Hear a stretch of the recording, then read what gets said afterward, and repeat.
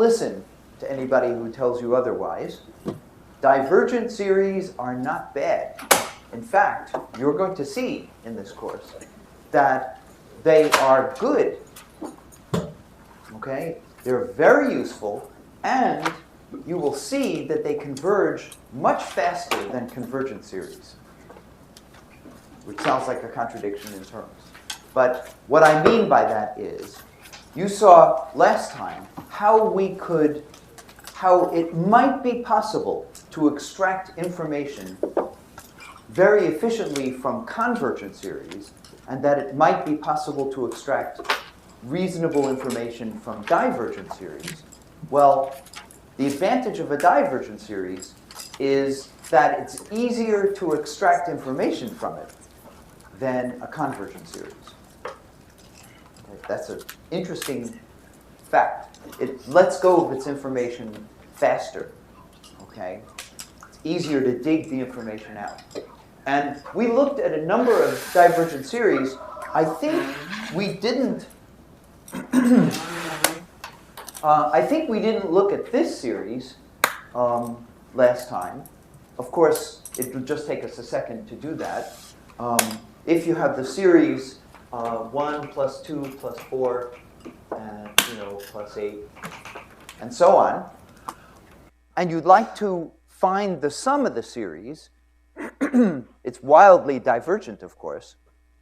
Okay, so you can't add it up. But the question is, if we apply a summation machine to it, and we assume that the summation machine will produce an answer, you need to make that assumption. Okay, we'll call the answer little s. Okay, then we apply the additive rule, or the additive axiom of the summation machine. The sum of all these terms would be 1, the first term, plus the sum of all the remaining terms, which is 2, 4, 8, 16, and so on.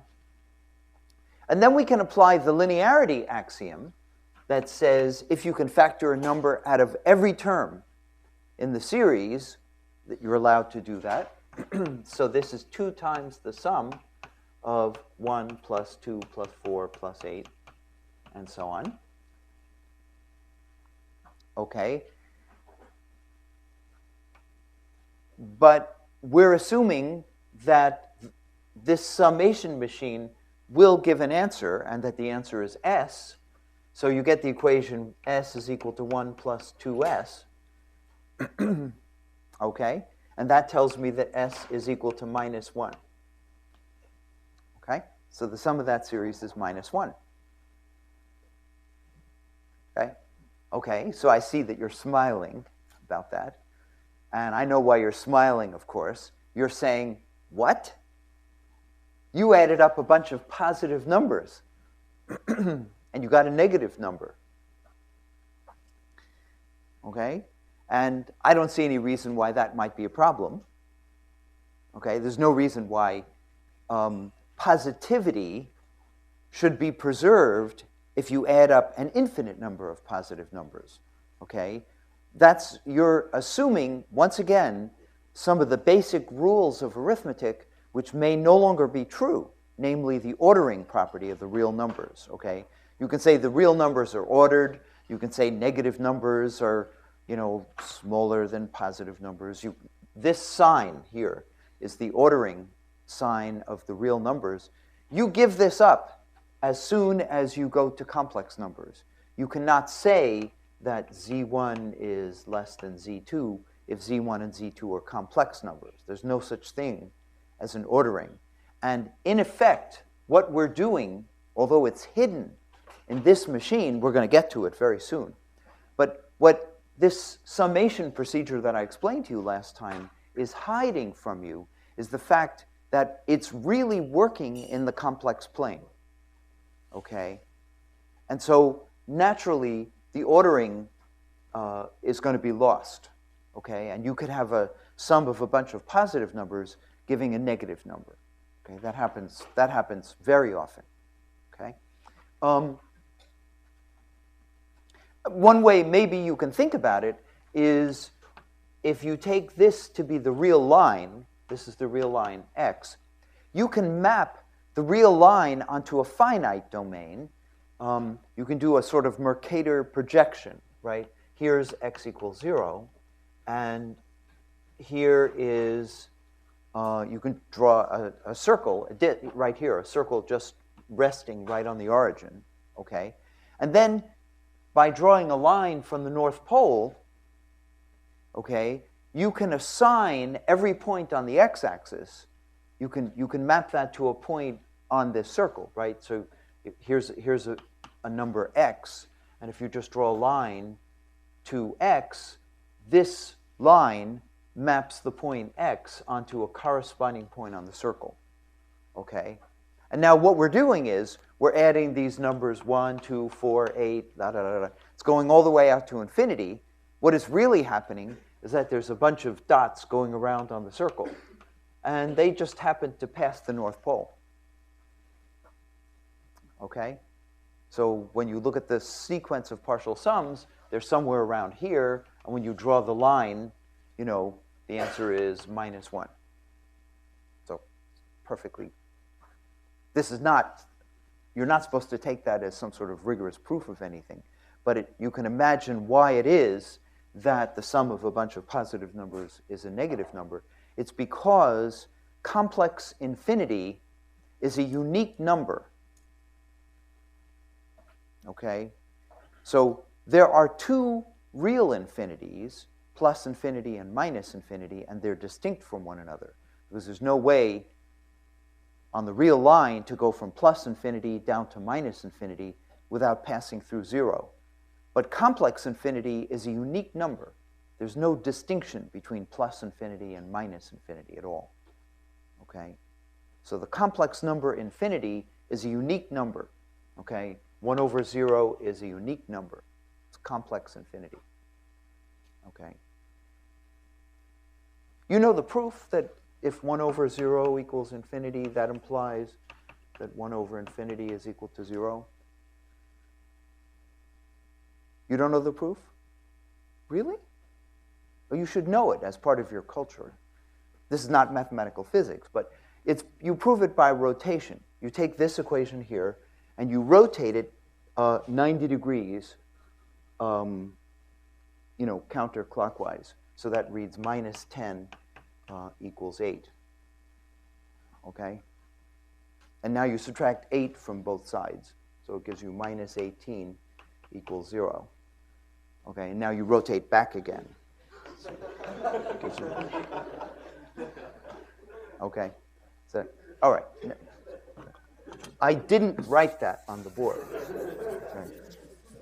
And don't tell Berlinski or I'm in trouble. Okay.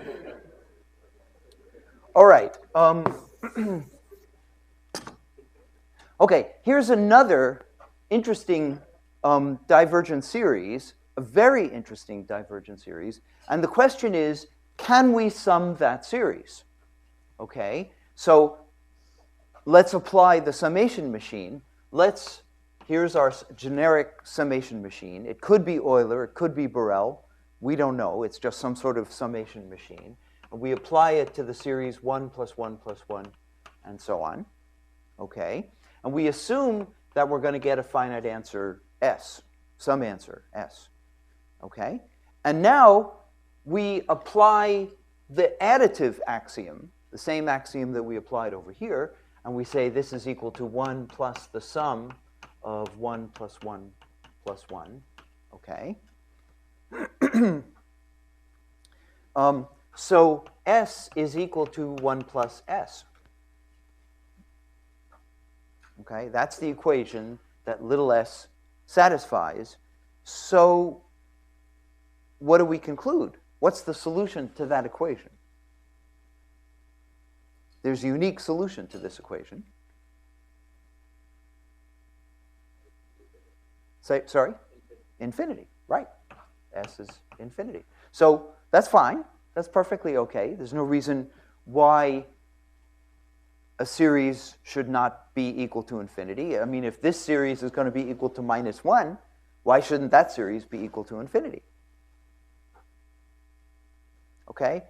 Now, you might say, wait a minute, every number in this series is smaller than every number in this series, except for the first number. Okay? They're all smaller. So why is this answer bigger than that answer? And once again, you can't use bigger than or smaller than arguments when you're talking about divergent series. Ordering is completely out the door. Yeah? So we're going around the circle and we didn't reach around it. Exactly. The way I can think about it is you didn't quite get as far, okay? And so you went around that circle and you wound up right at the North Pole. Just happened to be sitting right on the North Pole. So the answer came out to be infinity. It's a perfectly acceptable answer for the sum of a series. Infinity. That's fine. Okay? And I think we did talk about this series. Okay? So these are some examples of divergent series. And I haven't argued yet that there's any meaning to what we're doing. I've merely tried to argue that there is a reasonable and sensible and axiomatic way of converting a divergent series into a finite number. Whether that finite number has some additional meaning, we don't know yet. That we really don't know. Okay? Okay. Now, again, I want to emphasize that some divergent series really do add up to infinity. And this is an example of a series that is really equal to infinity. In fact, this series is zeta of 1. And the question is, do you know what the zeta function is? Are you familiar? Let me just in case. So zeta, okay, zeta of z, zeta of some number z, is the sum from 1 to infinity of 1 over n to the z power. Okay, that's the zeta function. Very fancy function. Okay, so for example, zeta of 2 is, the sum of the reciprocals of the squares, which is a series we talked about. So it's 1 plus 1 over 2 squared plus 1 over 3 squared plus, and so on. And this happens to be equal to pi squared over 6. Okay? And zeta of 4, 1 over 1 plus 2 to the 4 plus 1 over 3 to the 4, and so on. That's equal to, anybody know? That's right, pi to the 4 over 90. Pi to the 6, zeta of 6 is pi to the 6 over, ha! I win. Okay, and it's interesting that zeta of all the positive even integers has the form of that power of pi, okay, that is zeta of 6, has 6 pi's in it, pi to the 6th power, times a rational number. Just a simple rational number. And that's true for all of the 2n. Zeta of 3, however, is not a simple number. Okay, you can't express zeta of 3 in terms of pi's and other transcendental numbers. It's just apparently, a new transcendental number by itself. So zeta of 3 is equal to zeta of 3. Yeah, 1.2. It actually has a name, somebody's name, Apgar or something like that, has a Apgar's constant or some stupid thing like that. But it's just a number. And nobody knows a simple way like this of writing that number. Okay, maybe there is some simple way, but nobody knows. Yeah?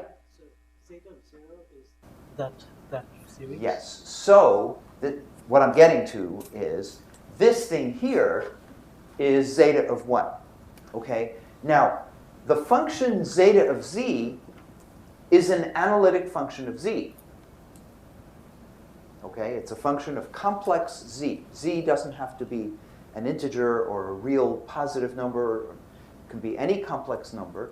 And it so happens that the function zeta of z has a singularity at z equals 1. Okay, and zeta of 1 happens to be infinity.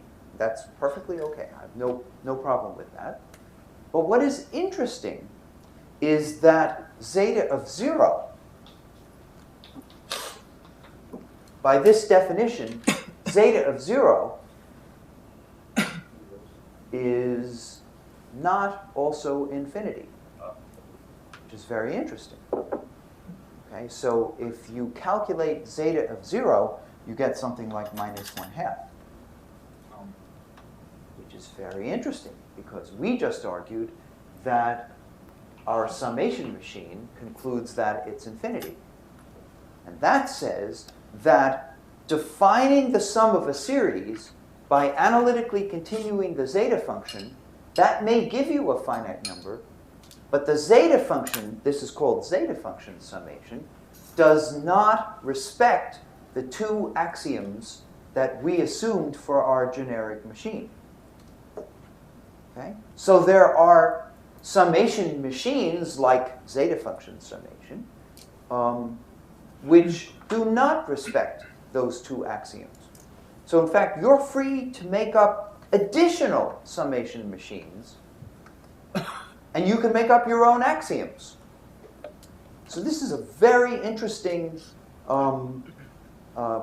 branch of mathematics. It goes under the name of summation theory, and it's quite interesting. Okay? So, now, I showed you something here. Okay, and you'll notice, I just wanted to make a brief remark about zeta summation. Talked about that. Okay. So, just to show you, if you calculate zeta of 1, you get infinity. I have no problem with that. Zeta of 0 is minus 1/2. So this is a different result that we get from our summation machine. And that's very interesting. It says that you can build a summation machine that doesn't want to respect all of the axioms. In particular, it's the axiom of well, it's both axioms. The zeta function procedure does not respect the summation axiom, and it doesn't respect the linearity axiom. Okay? It just produces its own answer. Okay? And zeta of minus 1, which would be 1 plus 2 plus 3 plus 4, and so on, comes out to be minus 1/12. That's the answer. So again, a sum of a bunch of positive numbers can come out to be negative. But if you apply the summation machine to this series, you will get, clearly, you will get a divergent answer. Okay? Yeah? So how do you calculate these? How do you calculate, sorry, how do you calculate this? Yeah. By analytic continuation. Okay? So, in general, when you're defining a function, let's put it this way. Yeah, this is, I'm glad you asked that question. So, a function is an abstract concept, okay? We have a space of functions, just the way we have a space of numbers. The real line has numbers on it. There is a space of functions. The space of functions is, of course, much, much bigger. The number of functions is much, much bigger than the number of real numbers. Okay, it's a higher infinity. You know that, number of curves. But the question is, you know, here is this enormous space of functions.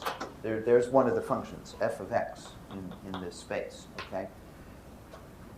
How do I, if I say, if you and I want to discuss a function, how do I tell you what this function is? So the only way to tell you what this function is to give you a representation of that function. Okay, so this, right now, this function only has an abstract existence. and it has a number of abstract properties, or it may or may not have. For example, it may be continuous, so therefore it's in the space of continuous functions. It may be once differentiable, it may be twice differentiable, and so on. These are all abstract properties. But if you and I want to actually discuss this function, especially as physicists, because we think this function represents the number of the density of an electron gas or something like this, okay? Then we have to write down a representation. Okay? So how do we write down a representation? Well, the simplest way may be to write a finite algorithm for computing the function. For example, I might say this function is equal to 1 over 1 minus x. Okay, so long as x is not equal to 1. This is one way to represent that function. Now you and I can discuss the function, except we can't talk about the function at 1. But for all other values, in fact, for all other complex values of x, we can discuss this function. Okay? But I might give you another representation of the function.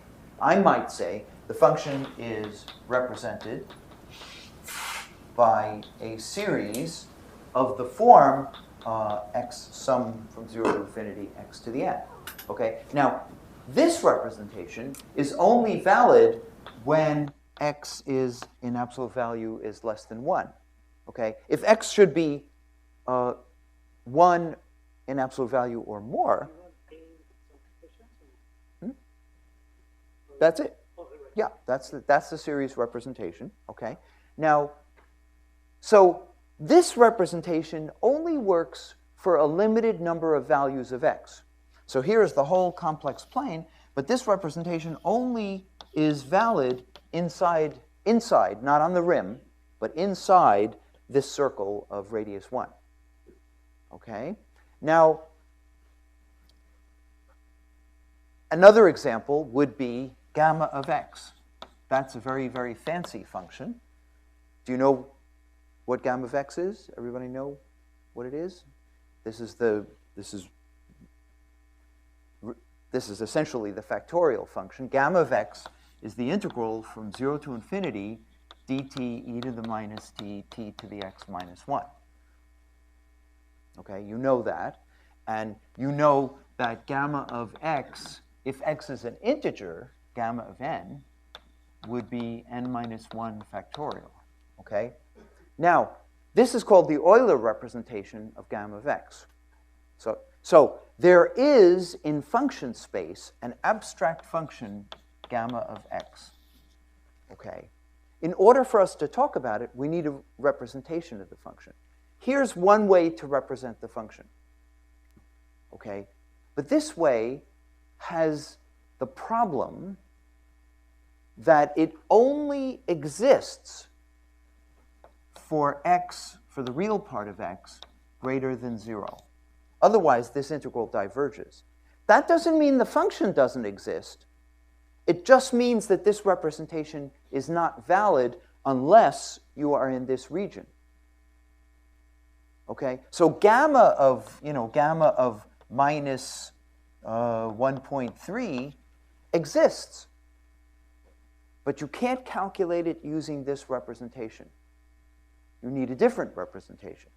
Okay? And there are many different representations. There's an infinite product representation. There is another integral representation that exists for negative values of x, and so on. There are dozens of different ways to represent the gamma function. And they all are valid in different regions of x. You beginning to see what I'm saying? So the problem here, now I'm going to answer your question, how in the world do we calculate zeta of 0? Okay, well, clearly this representation won't work because this series doesn't exist. So this series exists so long as the real part of z is greater than 1. Okay, otherwise this is not, this I can't use an equal sign here. Okay, because if this is equal to something that doesn't exist, then you're saying this doesn't exist. Okay? So the zeta function exists as a function, But this can only be used to calculate the zeta function when the real part of z is greater than 1. However, we can convert this into an integral representation, which you can look up in a book. And then that integral representation may be valid when the real part of z is negative. Okay, so we evaluate the integral. Yeah, you have a question? Didn't you say a few minutes ago that a sum that doesn't converge and converges to infinity is just fine? Sure. So, Sure. And therefore, in fact, how can you say that so this representation doesn't exist just because it gives you infinity?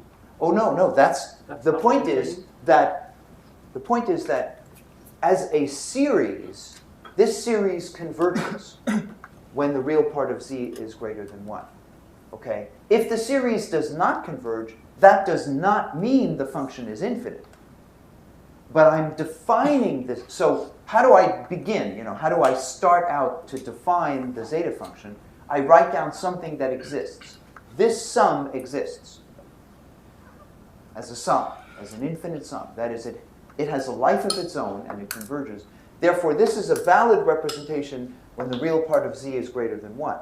Okay? Now, does this say anything about zeta of 0? No, it doesn't. So now we have to do a lot of work, and we have to analytically continue. So this series exists in this region, in the complex z plane, greater than 1. Okay? Now, in this region, we convert this series into some sort of integral representation. And that integral representation may exist, for example, at -1, and we conclude that zeta of -1 is minus 1/12. Okay? Now, we then calculate, we can use one of these representations, okay, to calculate what zeta of 1 is. And zeta of 1 has a singularity, okay? That we know. There is no singularity at -1 or at 0, okay? But right here, zeta has a singularity in the complex plane, okay? And so it really is infinite at that point. Okay, so the function that this abstract function that we're talking about is really infinite there. Yeah, And how do you know that? because I calculate, I establish that zeta of z is an analytic function, okay? And that this analytic function has a singularity at that point. Yeah, And I can determine the nature of the singularity. And I can see in the complex plane what happens as I approach that singularity, okay? And I can see that the function itself, not this series, but the function itself is actually blowing up at that point as I approach this point. And therefore I say the zeta function is infinite. But how do you find out anything about the function itself? I'm not sure I understand. How do you I get the have- information of zeta of 1? All you've given us is this definition in terms of the Right, series. by analytic continuation. Do you know, have you learned analytic sure, continuation? but- Okay, so, I mean, this is, so I establish, it's not obvious from the series, of course, but I establish that the function zeta of z is singular, that is, it is not analytic at 1. And I can see what happens as I approach 1, and I can see that the function is becoming infinite there. Okay, for example, from this representation, here, let me show you. From this representation, it's much easier to see here. From this representation of the gamma function, which is valid when the real part of x is greater than 0, okay? This definition of the gamma function is only valid in the complex plane in this region. Otherwise, this integral diverges. Do you see why? By the way, why is this only valid? Why is this representation only valid when the real part of x is greater than 0? What's the problem? What happens if the real part is 0? Divergence of 0. There's a divergence at 0. That's right. Okay. So now what I do is I say, I would like to study this function for negative values of x. How in the world am I going to do that? Okay, so what I do is I say, I need, this representation is not useful for negative values of x. Let me convert it into another representation, which is harder to remember, but which is useful. Okay, this is easy to remember. Okay, so how do we convert it? Well, I can certainly, if I assume that the real part of x is greater than 0, I can say this is the integral from 1 to infinity, dt e to the minus t, t to the x minus 1, plus the integral from 0 to 1, dt e to the minus t, t to the x minus 1. Do you agree? Okay, so long as the real part of x is greater than 0. Now, what about this integral? How does this integral behave as a function of x? Can x be 0 here? Okay, now there's no problem with the integral diverging at t equals 0 because I'm integrating from 1. Okay, and in fact, this integral exists and defines an analytic function. This guy is an analytic function of x for all x. It's analytic. That means it has a Taylor series for all x not equal to infinity. Okay, for all x, all finite x. Okay, now what about this? That's where the trouble is. So I've isolated off the trouble here. But on the range from 0 to 1, it is perfectly valid for me to write e to the minus t as the integral from 0 to infinity minus 1 to the n, t to the n, over n factorial. You don't have any problem with that. I couldn't have done that in this integral because this series representation is not valid at t equals infinity. But this series representation is valid on the range from 0 to 1.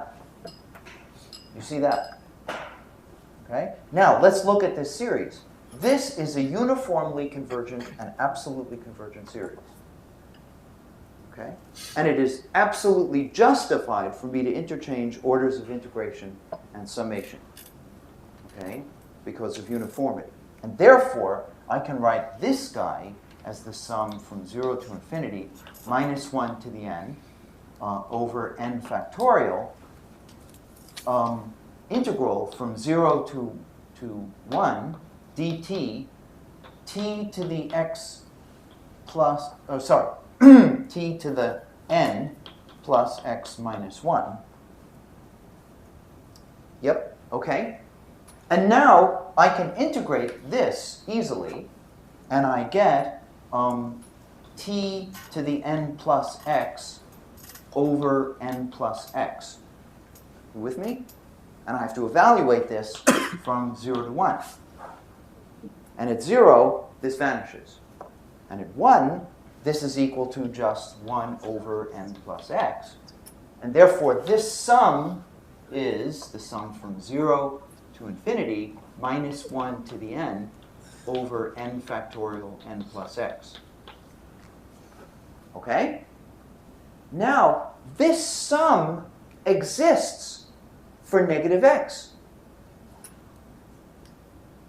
So I have extended the original representation, which is easy to remember, to another representation, which is valid when x is negative, except when? Except when x is a negative integer. Okay, x better not be minus 3 or minus 5 or minus 4 or 0. Okay, so that tells me that, so this exists for all, so this exists and converges and defines an analytic function because it satisfies the Cauchy-Riemann equations. Okay, for all x not equal to 0, minus 1, minus 2, and so on. Just so long as x is not that. So everywhere in the complex plane, we have now established that the gamma function is an analytic function. Why? Because this is an analytic function. How do you know it's an analytic function? Verify it. You can differentiate it and show that it satisfies the Cauchy-Riemann equations. Okay? And this is an analytic function. Okay, and now we're going to answer your question, finally. What happens as we approach one of the singularities? Okay, so we can ask what happens as x approaches, for example, 0. And everything remains finite except for one term in this series. And the one term in this series is 1 over x. So we know that gamma of x is asymptotic to 1 over x as x goes to 0. Gamma is a terribly complicated function. But using asymptotics, I know that everything is negligible. Everything is negligible in that sense as x goes to 0, except for the very first term in this series, which is just 1 over x.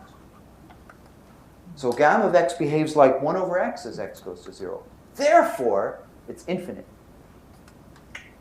And the same kind of analysis, but it's more difficult. You'll have to go and look in a book if you're interested.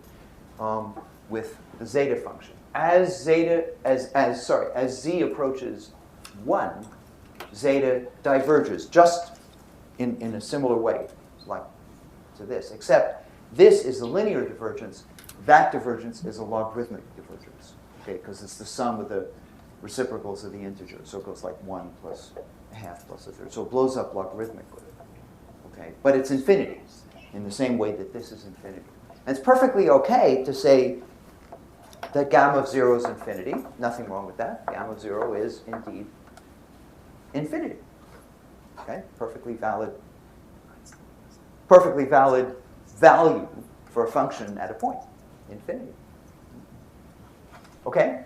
So that it was a long answer, but do you see what I'm saying? Function theory is pretty interesting because we don't think about functions usually in the abstract. We think about functions in terms of representations which we can play with, we can differentiate and calculate and so on. Okay? And what we're getting to in just a short time is the idea that one possible way of writing down a representation of a function is like this. F of x is represented by this series, sum from 0 to infinity, a sub n, x to the n, let's say, not as an equal sign, but using this symbol. And this is an asymptotic representation of the function. And you're going to see that this is extremely useful. Until now in your life, whenever you've written down a representation of a function, you've used that symbol right there, or that symbol, the equal sign. But we can just as easily represent a function by something that doesn't exist as a sum, but does exist as an asymptotic series. Okay, that's what we're getting to. Okay, this is a very, very subtle point. Are you beginning to get the content here? What I'm arguing is that there's a new way to represent functions and to represent them without equal signs, but to represent them with objects that appear naturally when we do calculations in physics, namely perturbation theory. Okay? So, yeah, Tiba. Just a comment that gamma of -1 sum minus 112.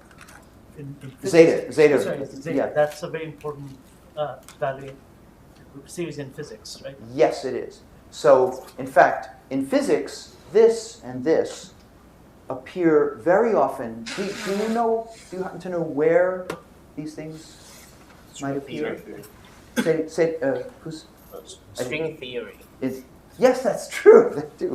In the Casimir force calculation. I wasn't going to say something as abstract as that, but I mean, there are lots of times when you put, in order to make sense out of a physical theory, you put a particle in a box, okay?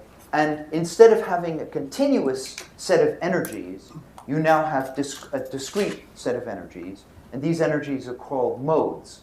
So on a string, if you're talking about string theory, you now have a set of modes.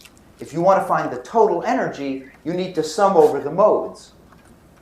And this appear very often in physics in modal sums. And when you don't know how to calculate a divergent sum over energies, you do like that, and you say zeta function summation implies that, okay, whether or not that's valid, that's a very tricky thing to do. That's very, very tricky.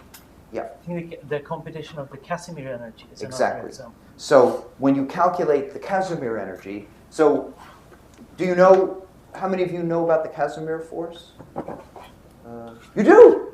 Oh, forget it. I was going to say something. Okay, so when you calculate the Casimir force, you need to sum over modes. Why is it, for example, are any of you ship captains by any chance? Any of you had training as a captain of a ship?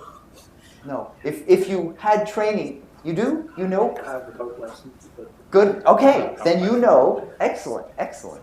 Okay, then you know that if you have an ocean liner here, okay, big ocean liner, okay, you should never, ever, ever park it, at a dock. You should never put it next to another ocean liner. You should never do that. Do you know why that is? Do you know why that is? It's because of the Casimir force. It's because there are modes. This is a finite region here, okay? And there are modes, there are wave-like modes that are established between here, and there are wave-like modes here, okay?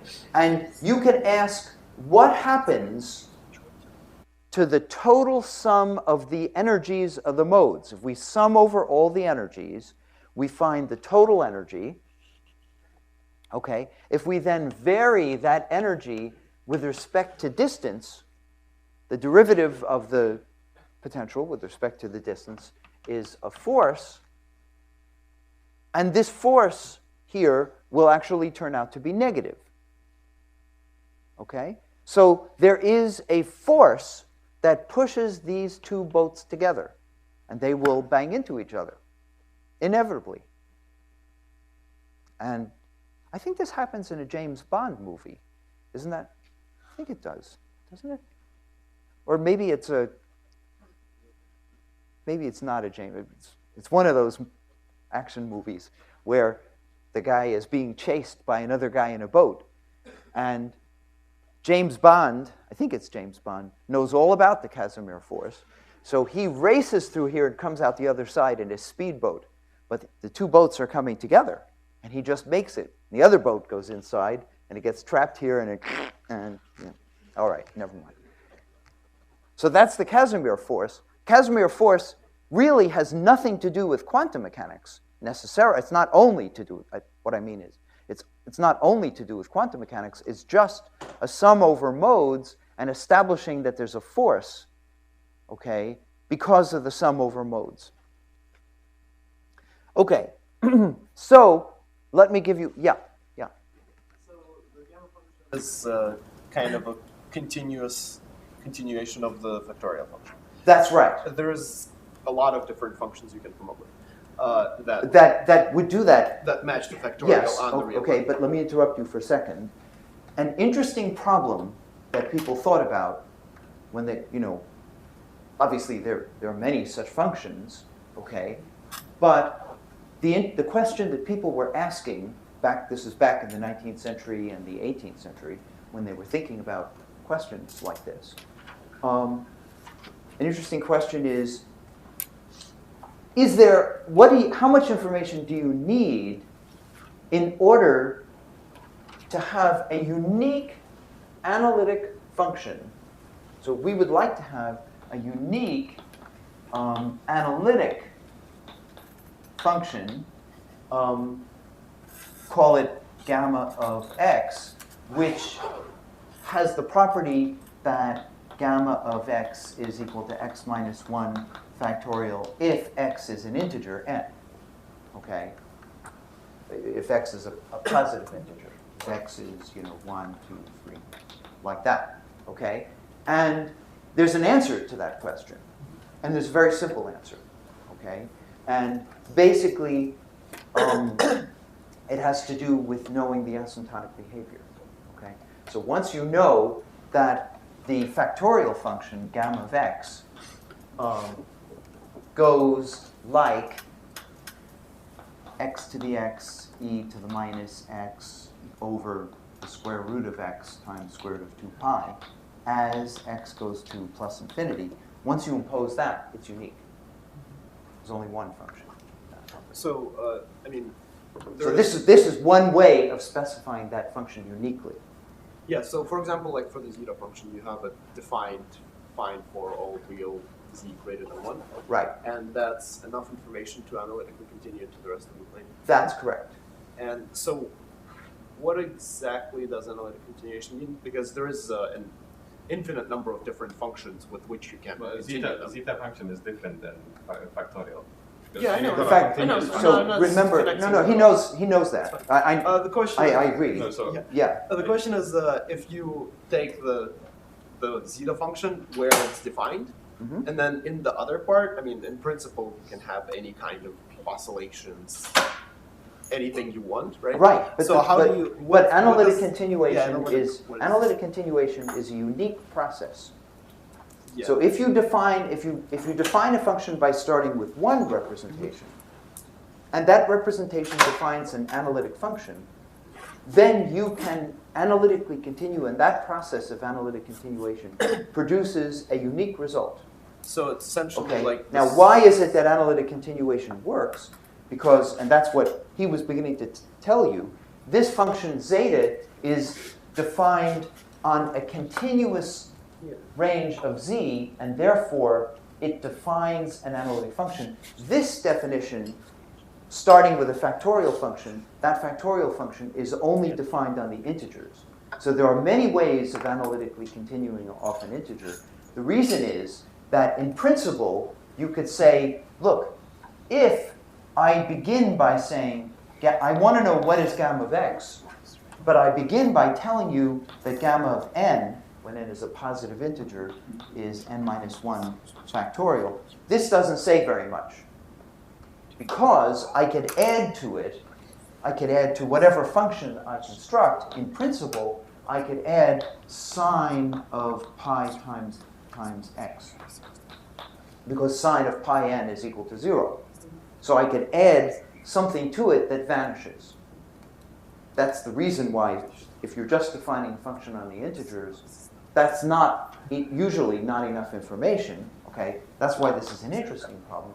And furthermore, once this vanishes, I could multiply it by any other function of x, okay? Just some random function of x, okay? So I'm adding 0 to it on the integers. So therefore, this uniqueness problem is an interesting problem. Right. So with the analytic continuation, there exists only one analytic function that equals to Right, that on the. right. But once you're defining the function on the integers, that's not a terribly unique way. That's why people back in the 19th century thought hard about the uniqueness issue. Okay. All right. So here is a very standard example. And this is the quintessential example with regard to physics. Okay? So here is the physics problem. Okay? Now, in fact, let's use this.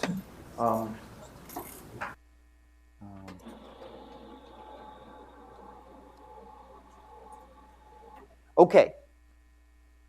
This is a model problem, and it is like essentially any problem that you might encounter in physics. You encounter a very hard problem in physics. Okay? An example of a hard problem is the anharmonic oscillator. So the Hamiltonian h is equal to p squared plus x squared plus epsilon x to the fourth, or plus x to the fourth. This is the anharmonic oscillator. Okay? And I can put in, I like numbers like that, but it doesn't matter. Okay? So this means, so your physics problem, should you wish to accept it, your physics problem is to solve the differential equation d squared dx squared plus x squared over 4. So this is the physics problem is solving h psi equals e psi. So this is the abstract statement of the problem. Your real statement of the problem is to solve this differential equation.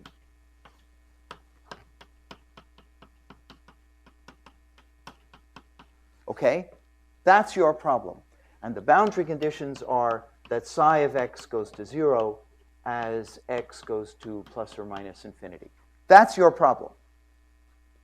Nobody knows how to solve this problem analytically. It's much too hard to solve. So what do? You say, I have one analytical tool at my disposal. I will insert an epsilon over here. Okay? Now you have reduced the hard problem into an infinite sequence of easy problems. Okay? Easy problem 0 plus easy problem 1 plus easy problem 2, and so on. And you solve those problems. Got it? So now you have found the coefficients. What this tells you is that E of epsilon is the sum of a sub n epsilon to the n. So you understand the logic. You are faced with a hard problem. The only way you know how to make analytical progress is to introduce a perturbation parameter, and you end up with this series. But unfortunately, you find out that this perturbation series, a sub n, is a divergent series. In fact, a sub n grows roughly like a constant times 3 to the n times n factorial times minus 1 to the n plus 1, okay? As n goes to infinity. So you can't write an equal sign because it isn't equal to that, but it is asymptotic to that. Now, I haven't yet defined for you what is meant by an asymptotic series, but nevertheless, that's what you have calculated. Okay? So you have a representation of the answer. And that representation is not like this one, or like this one, or like this one, because all of these representations are equal to the function. Your representation that you've found is not equal to the function. It's asymptotic to the function. But it's not equal. It can't be, because this doesn't exist. Nevertheless, just the way you can sum this series and calculate the answer, I'm arguing that we can sum this series with arbitrary precision. So you now use a summation machine, some kind of summation machine. You sum this series, and you can find the answer, namely, that is, i.e., E, for any value of epsilon. Any value of epsilon. And there it is. This is the outline of the course that I'm teaching you from start to finish. Done. That's it. And the hard part is what we're getting to right now. How do you do that? Okay? So I'm claiming that this, while it doesn't exist as a series, does exist as an ordinary convergent series, does exist. It has an existence, well-defined mathematical existence as what is called an asymptotic series. And this asymptotic series can be summed using a summation machine, and it can produce the answer with arbitrary accuracy. What I mean by arbitrary accuracy is you give me some tolerance.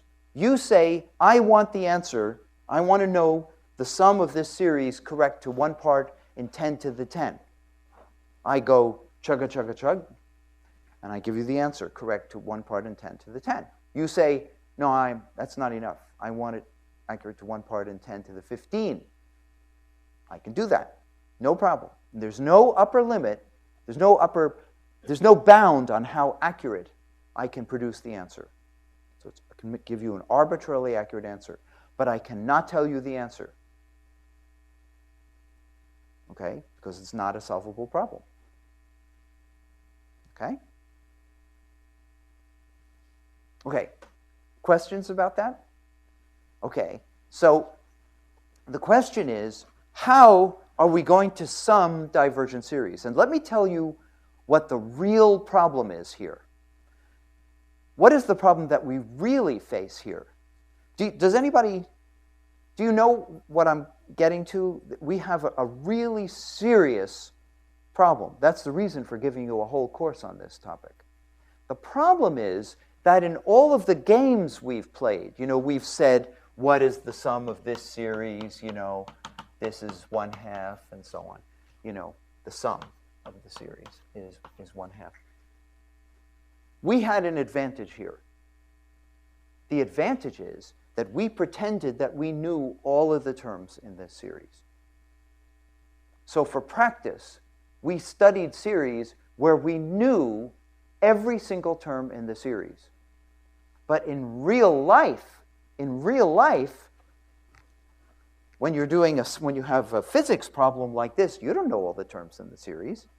That's because while I have reduced this to a sum of easy problems 0, 1, 2, 3, in general, this takes you 5 minutes to solve, and this takes you an hour to solve, this takes you an afternoon to solve, okay? And the next one is 1 week, and then you give up. Okay, so typically, we only have a finite number of terms in the series. And because typically we only have a few terms in the series, we're trying to sum a divergent series where we only know a few terms. This is a really hard problem. Okay? Okay, that's the reason why this is interesting. Okay, so the question is, what do we do if we don't know all of the terms in the series? And the answer is, we use a continued function technique to sum the series. And I'd like to give you an example. So, do you know what I'm going to be teaching you? The really powerful tool does anybody know the name of it? I don't want to spoil this by trying to give you a rush lecture on what we're going to do. But what we're going to be talking about is Padé theory and Borel's summation. Those are the techniques that we're going to use. Okay, and Padé theory is really wonderful because it's mathematics right at the front line. I mean, it's not completely understood, and many people, it's in some sense, it contains an element of magic to it. So there are lots of theses that have to be written, but it clearly works. Okay, and it can be shown to work rigorously in many cases. In particular, in summing this series, when I say I can produce an answer which is arbitrarily accurate, this is a rigorous result. It takes several hundred pages of really careful mathematics to prove it, but the techniques that I'm going to show you actually work rigorously in this case, and in general in quantum mechanics. Not just for this case, but in general for quantum mechanics. It rigorously works. Okay? But I want to explain to you what I mean by continued functions. Okay? And I'm going to use, I think, a really cool example. Okay, so this is something I really enjoy. So let's see.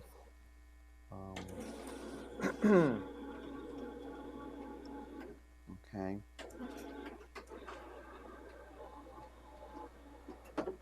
Okay, so what's an example of a continued function? Okay, suppose you have a series representation like this, just like this. This is a Taylor series, and Taylor series have a problem. Okay, they only converge in a circle. So if I say I have a function f of x, and this function f of x only converges in a circle, okay, so I give you the Taylor series representation, sum from 0 to infinity a sub n x to the n, and this only converges in the circle of whose radius of convergence is r. So in the complex x-plane, this is where that series converges. But physics demands that we need to know the value of the function over there, say, which is outside the circle. So I have a function, but the function is represented by a series that doesn't converge where I want to know the value of the function. How can I find the value of the function out here? It doesn't mean that the function doesn't have a value. It has a value there, but this representation of the function is not useful for telling you that value. Do you understand the problem? You all understand this problem? So for example, over here I have a series. Okay? But this series doesn't exist. This series exists only for x less than 1. What if I want to know f of minus 2? Okay? I can't calculate it from the series. So I need a different representation of the function. So one way to get a different representation is to be incredibly clever and to take this series and sum it up. And once I've summed it up, now I can plug in x equals minus 2, and the answer is 1/3. Okay? But this was an easy problem. So I propose that we write this series in a different form. Okay? Now here's a really crazy idea.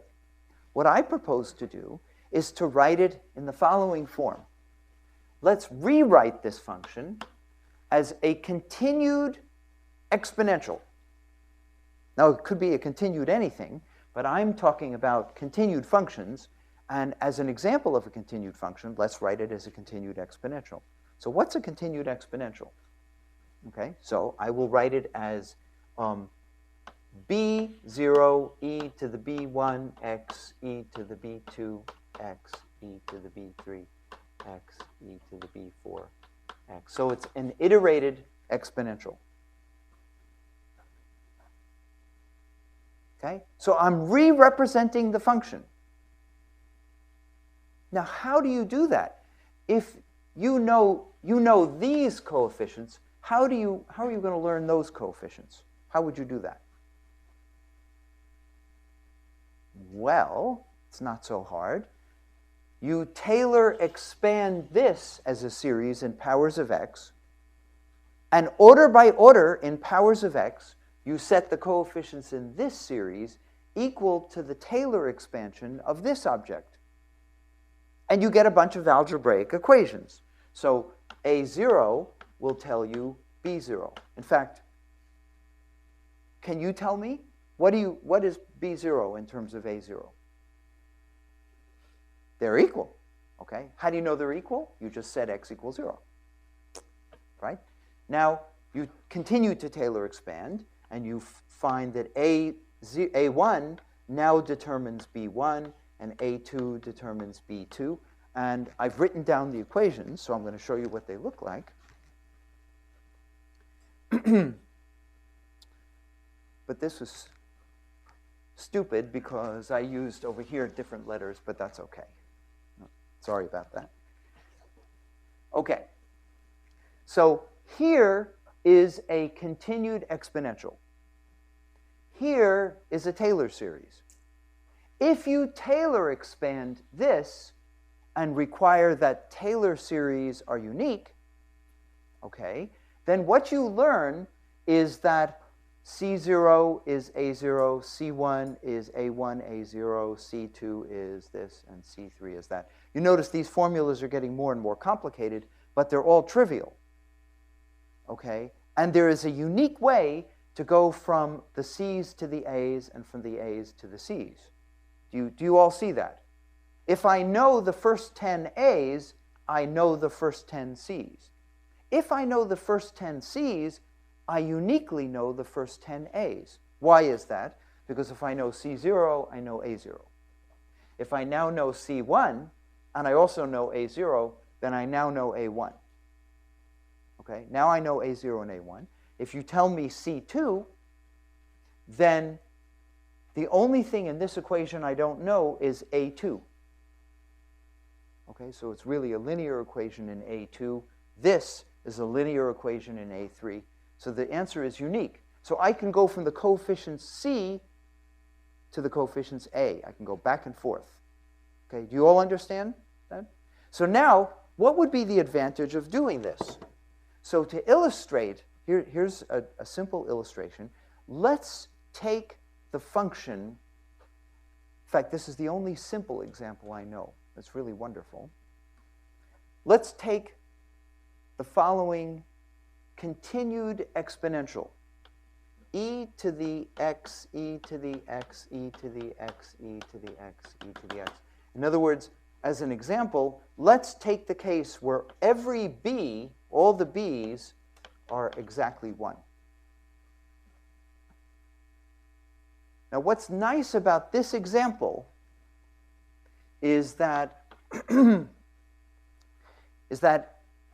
this particular case, I know all of the a's, all of the Taylor coefficients, exactly and in closed form. And I'm going to give you a formula for them.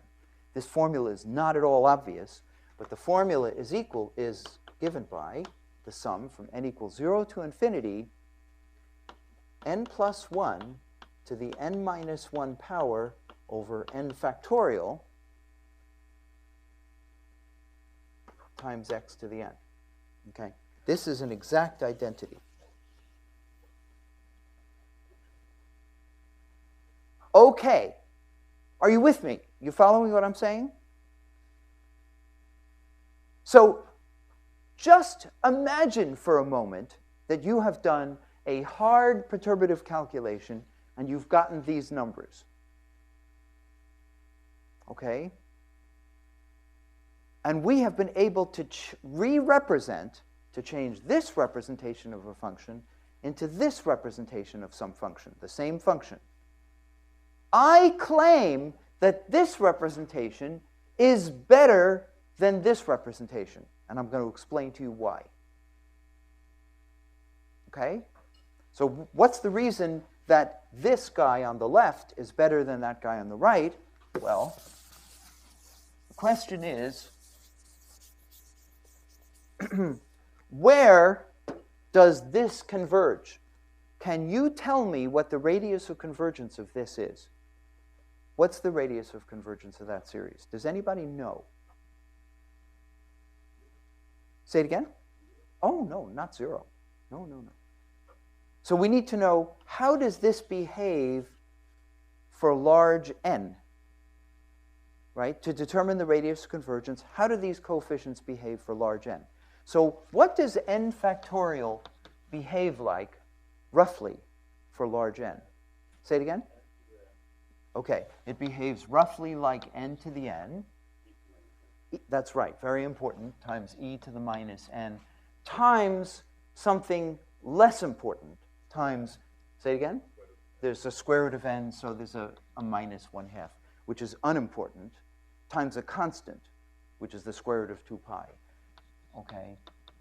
This is unimportant, that's unimportant. But the geometrical growth and this n to the n growth are important. This is as n goes to infinity. Okay, that's how the gamma function behaves. This is called the Stirling approximation, and maybe we'll talk a bit more about this in the course. But that's how n factorial behaves. So the nth coefficient, n plus 1 to the n minus 1 power over n factorial, behaves for large n, roughly like n to the n. This is roughly like n to the n. Okay? Divided by roughly n to the n e to the minus n, roughly. Okay? Which behaves like e to the n. So the nth coefficient is growing roughly like e to the n. So this series will only converge, this series converges if x is less than what? Say it again? 1 over e, that's right. Okay, if x gets bigger than 1 over e, then when you multiply x to the n times this nth coefficient, it will be diverging, like a geometrical series where the ratio is bigger than 1. You all see that? So this is only valid for x being smaller than 1 over e. So here is the complex x-plane. Here is the point 1 over e. And this series converges in a circle of radius 1 over e. Okay? Now, suppose you needed to know this, the value of this function at, say, -1. -1 is out here. So this is no good. However, we have shown that inside of the circle of convergence, this function is equal to that function. We haven't actually showed it. I've told you that it's true. Okay? And I've found that it's true because if you plug into this formula, you'll see that it's true. Okay? The question is, how do you evaluate a continued exponential? What does that mean? Okay, I know how to evaluate a series.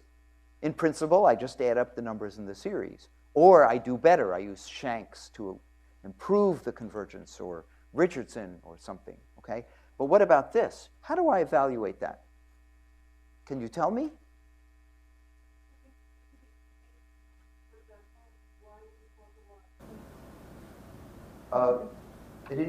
And I mean, if you assume that e to x is equal to y, Yes. then it is equal to e to xy. Oh, but you're giving me an implicit way to... the point is, you have given me... Let me tell you, you've done something that's very tricky. You have told me a function, okay? You've given me an equation, and you have told me that the solution to that equation is the evaluation of that continued exponential. But in fact, that equation has several solutions. How do you know which solution to that equation is the right one? Okay. In other words, I'm asking you, I need to evaluate this directly. So I claim all you need to do is this. Let's calculate first e to the x. Next, I will calculate e to the x, e to the x. Next, I will calculate e to the x, e to the x, e to the x. And so on. Now that's easy because all I have to do is push buttons on my pocket calculator. Okay, I go push, push, push, and so on. And this defines a sequence of approximates. Okay, so I can call this A1, A2, A3. Okay, so I now have a sequence A sub n, and the question is, does this sequence converge to a limit? And the answer is, this sequence converges to a unique limit, not just in this circle over here, or this circle over here, whose radius is 1 over e, but it actually converges in an enormous region, all the way down to minus e. And the shape of the region is beautiful. It looks like this.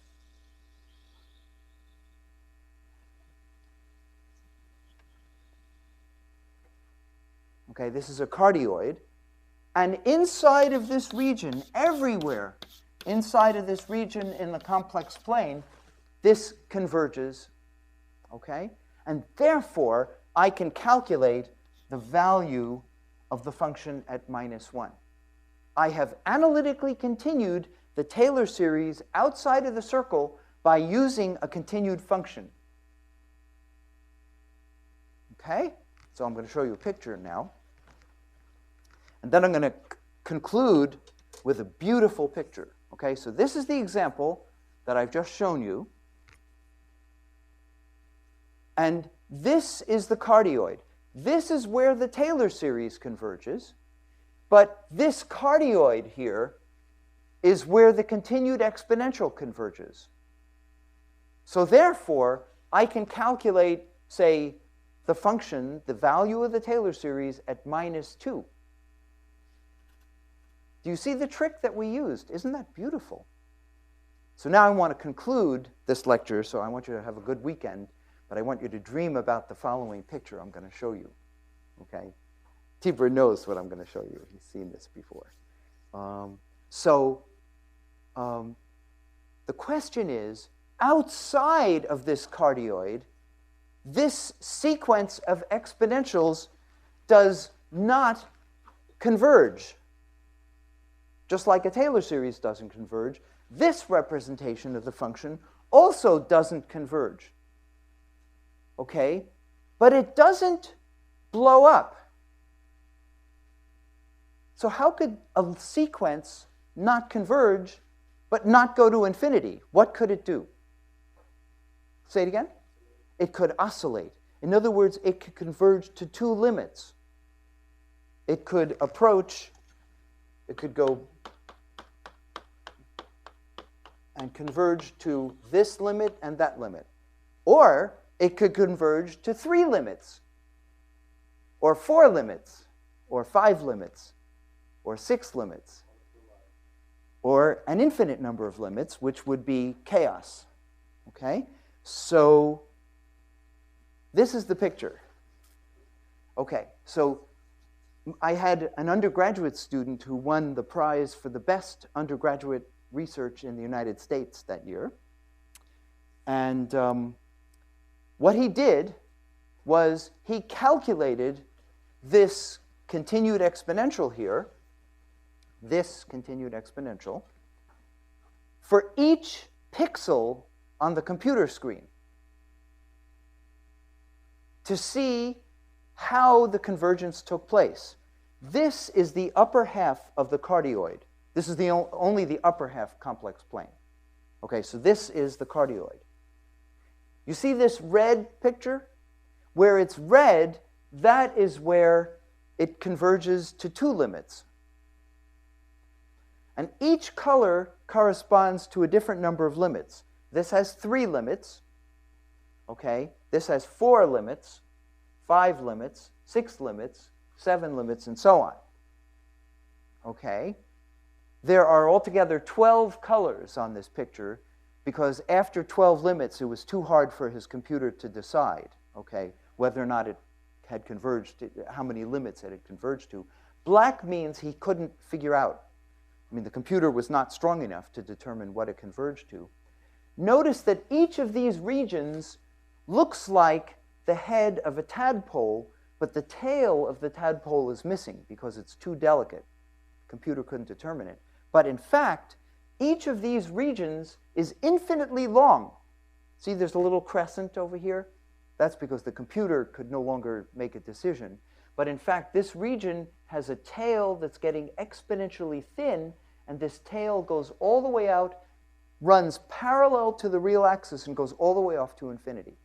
And every single one of these regions has a tadpole-like tail, infinitely long tail, and these tails do not cross each other. So, for example, you see this little tadpole, the head of the tadpole? It has a tail that comes out through here, and out through here, and out through here, and out through here, and all the way out, and it goes all the way out here. Okay? And you see this little region here, this has a tail that goes out through here, out, all the way out through here. So there are infinitely many regions here. You can see this has a fractal structure, obviously, right? And each of these little patches has a tail, like this purple patch here has a tail that comes out through here, out, all the way out, and goes out to infinity.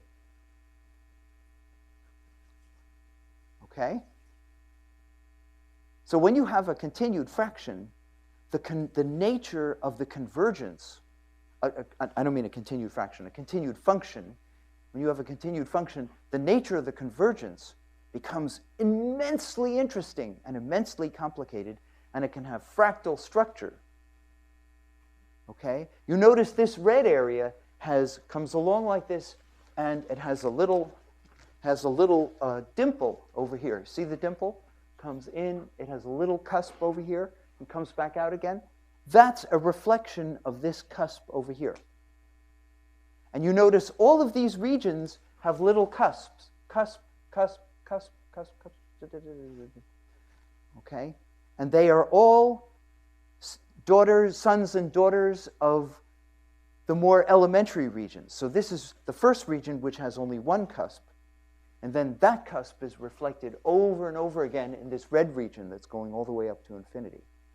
And that is reflected by all these little cusps in all of these regions. They have all little indentations. It's fantastic. Okay? So I'll let you dream about that over the weekend.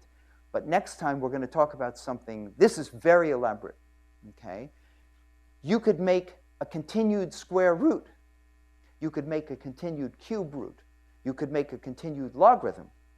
You could do something like re-represent this function, not this way, but as the square root of 1 plus a times x times the square root of 1 plus b times x times the square root of 1 plus c times x, and so on.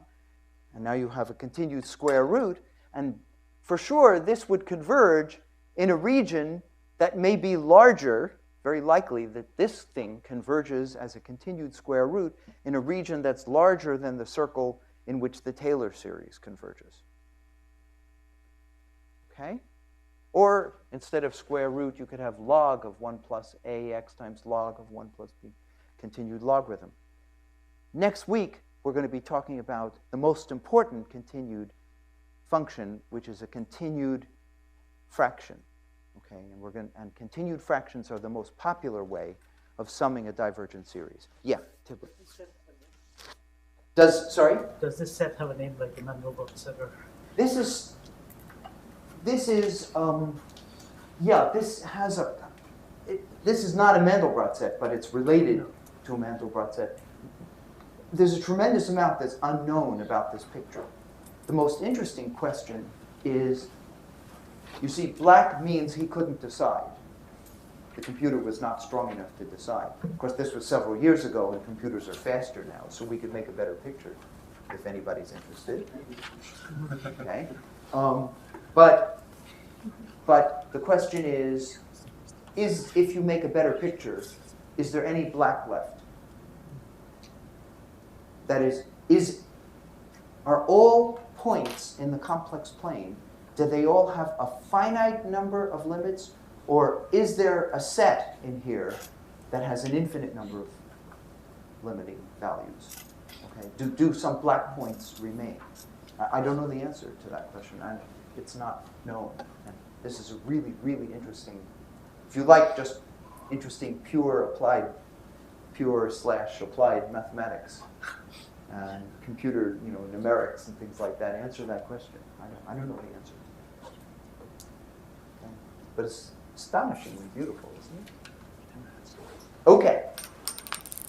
So have a nice weekend, and next week I will show you how to sum a divergent series in a meaningful way, and I will show you that